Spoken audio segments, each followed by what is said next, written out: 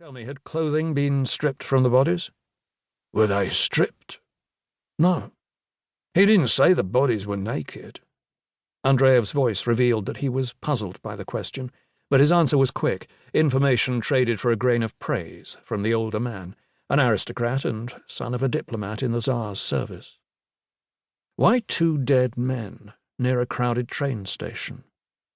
A bold gamble, a risk of witnesses.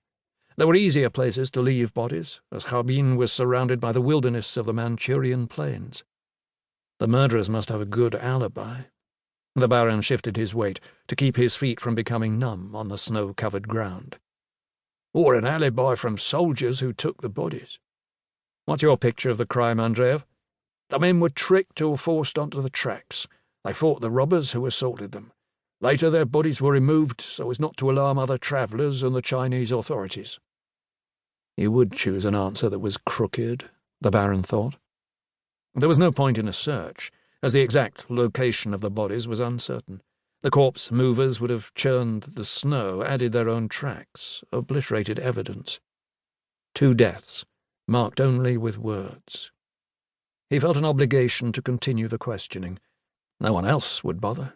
There were no trained police or investigators in Kharbin, only soldiers and veterans who stayed after the war with Japan and were drafted into the Zamorsky District Special Border Guard Corps. They served Russia, the occupying power in Manchuria. The Russian soldiers coexisted with the Chinese and Japanese military, all waiting for an incident that would allow them to expand their presence in Kharbin. Perhaps the dead Chinese men would be that incident. How close was your witness to the bodies? He watched from the train window. Did he notice blood by the bodies? The Baron's voice was neutral, but he began to wonder if Andreev himself had actually witnessed the discovery of the 2 corpses. Blood?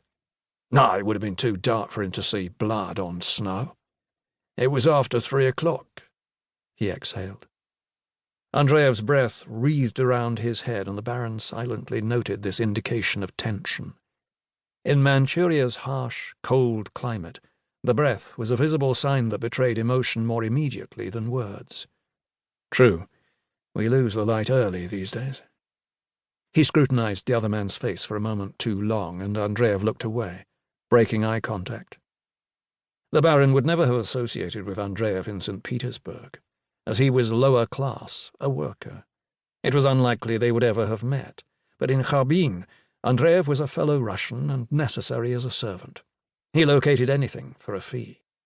The man was flexible as curved script, with barbs that extended across the city, from the furriers on Kitayskaya Street to black marketeers, suppliers for potatoes, kerosene, crop pistols, silk for dresses, lanolin, French wine, writing paper. Andreev bartered, bought, and occasionally stole goods. There were always shortages, as everything was imported from Moscow, St. Petersburg, south from Beijing, Shanghai, west from Vladivostok and Port Arthur on the Pacific coast. It was rumoured that Andreev was a government informer, one of the numerous double and triple agents who served Russia in Manchuria, likely paid twice over for the same information about scandal and crime. Self-possessed, Andreev had the guarded single-mindedness of a missionary, or someone who had witnessed great cruelty. He divined the compass that others used. The desire for possessions, for ownership, is the glue holding us together here in Kharbin.